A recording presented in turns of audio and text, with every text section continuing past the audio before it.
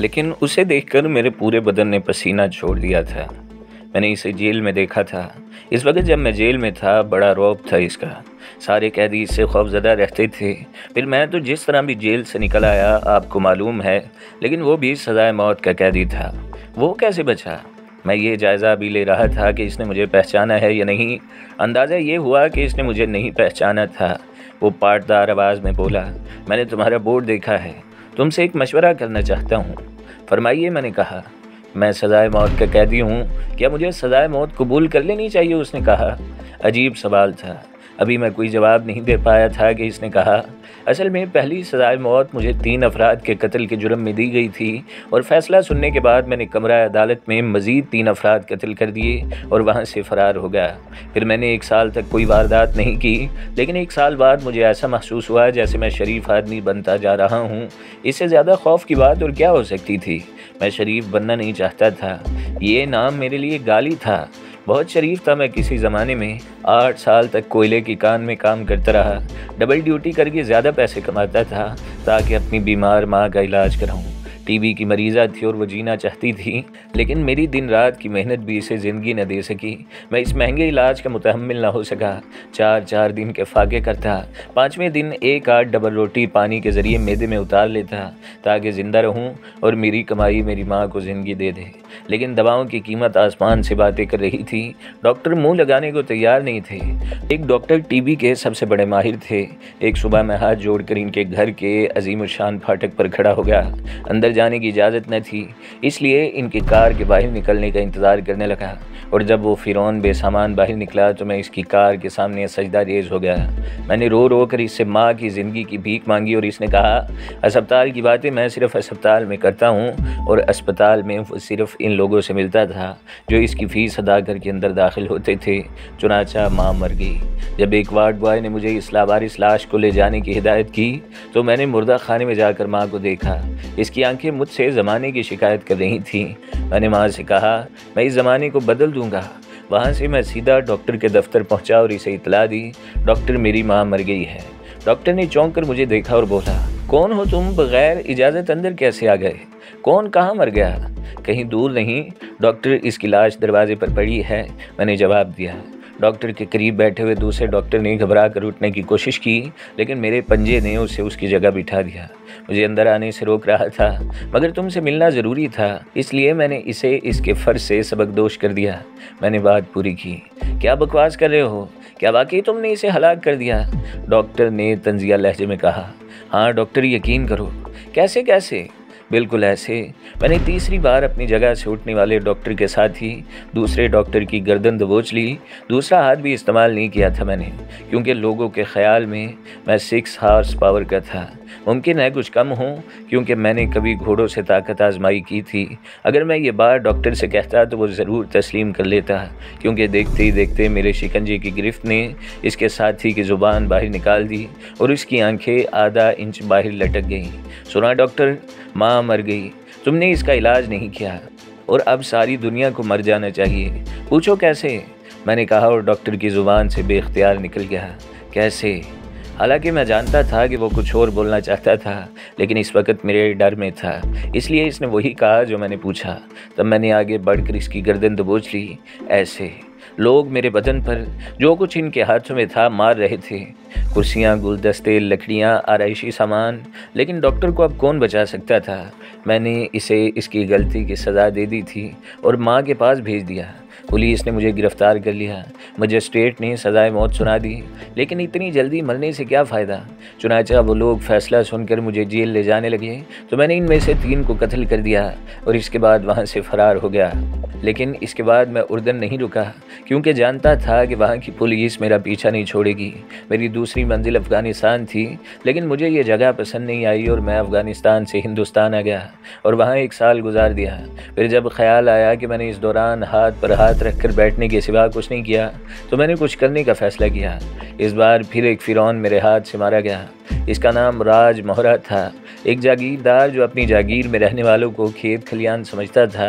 मैंने इसको खेत की तरह काट कर रख दिया और साथ ही इसके बेटे को भी, जो इसका दस्ते रास्त था। गोली न चलती और मेरी टांग में न लगती तो मैं साफ निकल गया था। लेकिन एक टांग से भागने का मुझे कोई तजुर्बा नहीं था, इसलिए पकड़ा गया और राम प्रसाद मजिस्ट्रेट साहब ने यहाँ भी वही मौत का फैसला सुना दिया। ये मेरी दूसरी सज़ाए मौत थी, लेकिन असल मौत इन 5 संतरियों की आई जो मेरी काल कोठरी के निगरान थे। कैदियों के एक गिरोह ने, जिसका सरगना बलवंत सिंह था, फरार के मंसूबे में मुझे भी शरीक कर लिया, क्योंकि मैं आईनी सलाखों वाली खिड़कियों को चौखट समेत दीवार से निकाल लेने में कोई दिक्कत नहीं महसूस करता था और फरार का सबसे कीमती मददगार मैं ही था। 5 संतरियों को मैंने इस तरह हलाक कर दिया जैसे लकड़ियाँ काटी जाती हैं। ठाकर बलवंत सिंह ने खुश होकर मुझे हिंदुस्तान से निकाल कर यूरोप पहुँचा दिया। तीसरी सज़ाए मौत मुझे एक यूरोपीय मुल्क में मिली थी, लेकिन फिर इसे सज़ाए कैद में तब्दील कर दिया गया और 3 साल मैंने एक यूरोपीय जेल में गुजारे। ये कोई जेल थी? ना मार, ना पीट, ना ढोल धप्पा, एक से एक शरीफ कातिल, एक से एक मासूम डाकू। यूँ लगता था यहाँ जुर्म भी शराफत से होता है। दिल न लगा तो भाग निकला और अमेरिका पहुँच गया। उन्होंने चालाकी की, मुझे गिरफ्तार कर लिया और इसके बाद न जाने कहाँ कहाँ खाक छाननी पड़ी। शायद ये लोग एक कैदी को दुनिया दिखा रहे थे।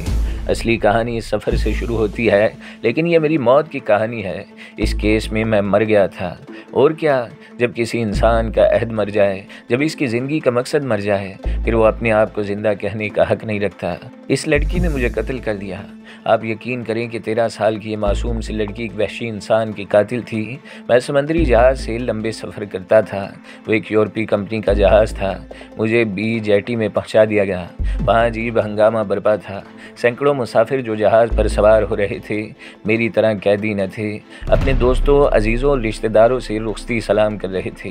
पुलियों की भाग दौड़, मोटरों के बजते हुए हारन, सामान की रेल पेल और एक दूसरे को पुकारने की मुसलसल आवाज़ें बड़ा दिलचस्प मंजर था। इन्हीं में मिस्टर चार्ल्स का ख़ानदान भी शामिल था, जो अपनी बीवी और बच्ची के साथ कहीं जा रहे थे। जहाज़ बेहद खूबसूरत था, लेकिन कैदियों को इसके सबसे बदसूरत हिस्से में जगह दी गई। मेरे साथ और भी कैदी थे जो सफ़र कर रहे थे, लेकिन जहाज़ जूँ आगे बढ़ता गया, मौसम ख़राब होता गया और इस वक्त जहाज़ के सफ़र को 24 घंटे भी न गुजरे थे कि तूफ़ान ने आ लिया। आसमान पर स्याह घटाएं छा गईं और मूसलाधार बारिश शुरू हो गई। मुसाफिरों में हलचल मच गई थी। हर शख्स बारिश से पनाह हासिल करने के लिए भागता फिर रहा था। रफ्ता रफ्ता समंदर में ऊंची ऊंची लहरें उठने लगीं और जहाज़ इनके नरगे में हचकोले खाने लगा। जल्जले की सी कैफियत पैदा हो गई। बारिश के थपेड़े पूरी कुव्वत से बंद खिड़कियों और आहिनी दराजों से टकरा रहे थे। तूफ़ान बढ़ता गया। हर चीज़ एक दूसरे से टकरा रही थी। दफतन एक शोर की आवाज़ उभरी और फिर आवाज़ें बुलंद होती गईं। इनमें आग आग की आवाज़ें बुलंद थीं। तमाम कैदी घबरा कर खड़े हो गए। इनके चेहरे बदहवास हो गए थे। ज़्यादा देर नहीं गुजरी तो कैदियों का एक मुहाफिज अंदर घुस आया और चाबियों का गुच्छा कैदियों की तरफ फेंकते हुए बोला, जहाज़ में आग लग गई है, तुम लोग अपनी जान बचाने के लिए आज़ाद हो। जिस तरह भी वो बात पूरी किए बगैर बाहर भाग गया और कैदियों में अफरा तफरी फैल गई। बाहर निकलने वाला आखिरी कैदी मैं था, लेकिन बाहर निकलते ही यूँ लगा जैसे जहन्नम में आ गया हूँ। समंदर के सीने पर जहाज़ एक मशल की तरह रोशन था। मुसाफिरों में अफरा तफरी थी। बड़े अनोखे मनाजिर देखने में आ रहे थे। औरतें बच्चों को सीने से लगाए रो रही थीं।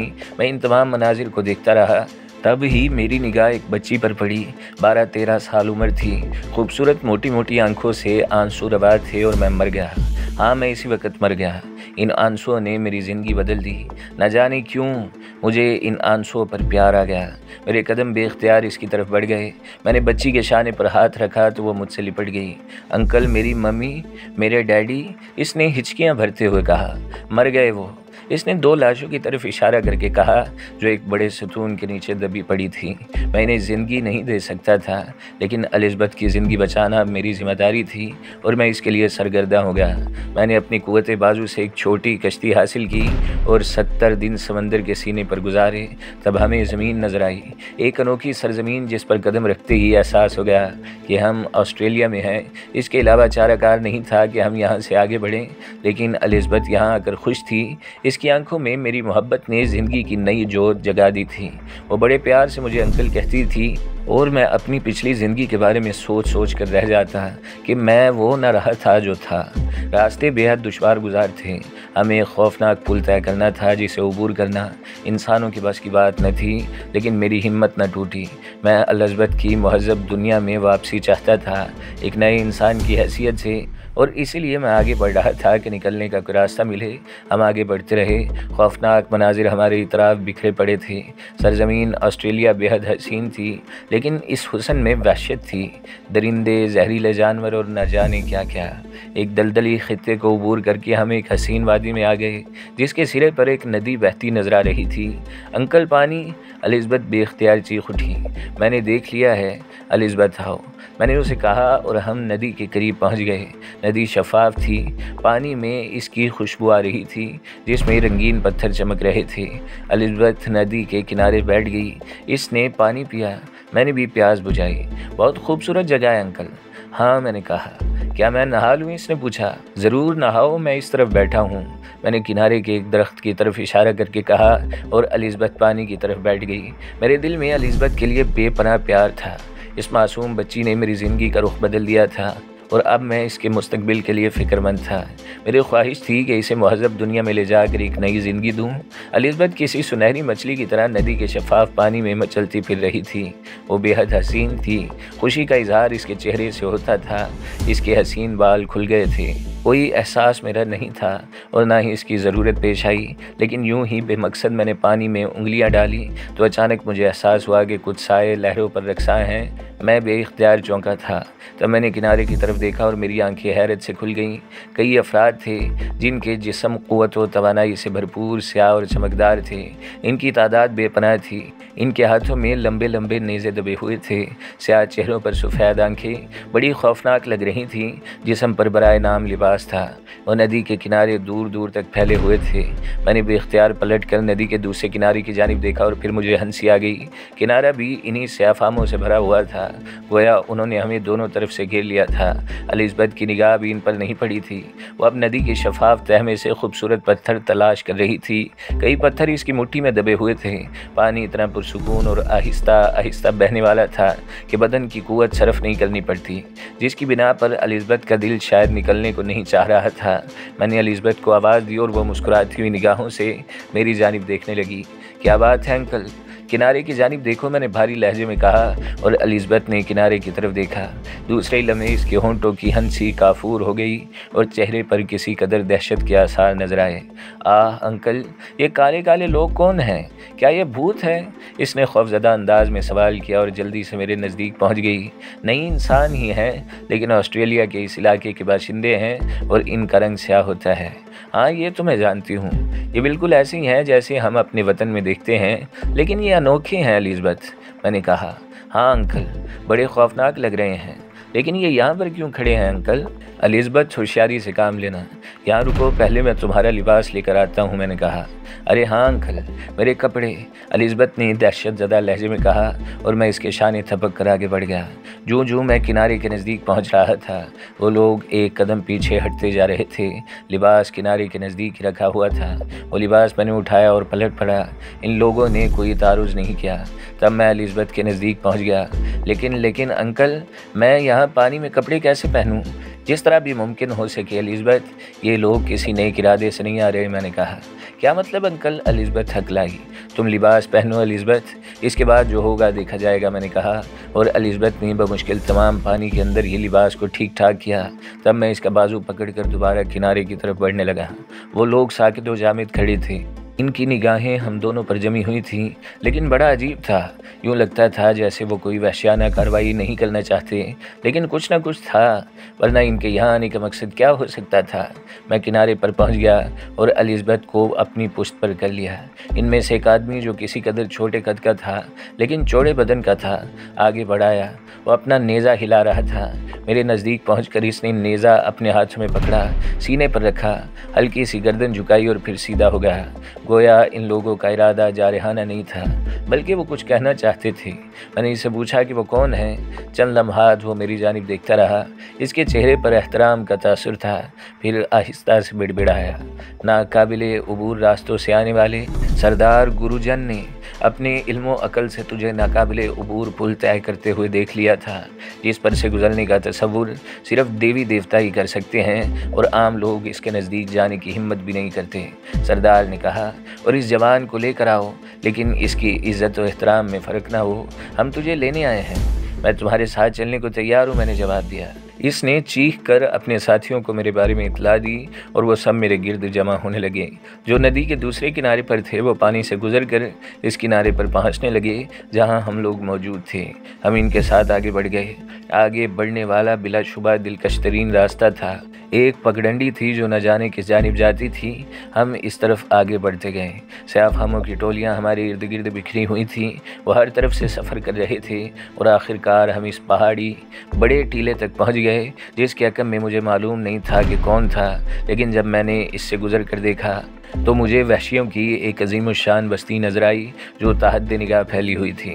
छोटे छोटे घास के बने हुए झोंपड़े जिनकी दीवारों में पत्थर भी चुने हुए थे और दूर दूर तक बिखरे भी हुए थे और इनके दरमियान हसीन सब्ज़ादार फैले हुए थे। खेती बाड़ी वगैरह का शायद कोई तसव्वुर नहीं था। ना जाने वक़्त गुजारने के लिए ये लोग क्या करते थे। एक बड़े से झोंपड़े में हम दोनों को पहुँचा दिया गया और इसी शख्स ने जिसने पहली बार मुझसे गुफ्तगू की थी झुककर मुझसे दरख्वास्त की कि मैं यहाँ आराम करूँ। एलिज़ाबेथ इन लोगों के साथ आते हुए खौफज़दा थी और झोंपड़े में पहुंचकर भी इसके चेहरे पर दहशत के आसार थे। तब मैंने मुस्कुरा कर इसकी जानिब देखा। क्या बात है एलिज़ाबेथ, क्या तुम खौफ महसूस कर रही हो? अंकल, ये लोग तो बड़े वहशी मालूम हो रहे हैं। हमारे यहाँ जो लोग हैं इनके रंग काले ज़रूर हैं, इन जैसे ज़रूर हैं, लेकिन हुलिया इन जैसा नहीं है। ये लोग कौन है और हमें यहाँ क्यों लाते हैं? इनका मकसद कुछ भी हो एलिज़ाबेथ, तुम्हें इनसे खौफ नहीं खाना चाहिए। ये लोग मेरी मौजूदगी में तुम्हें कोई नुकसान नहीं पहुंचा सकते। मैंने इसे दिलासा दिया था।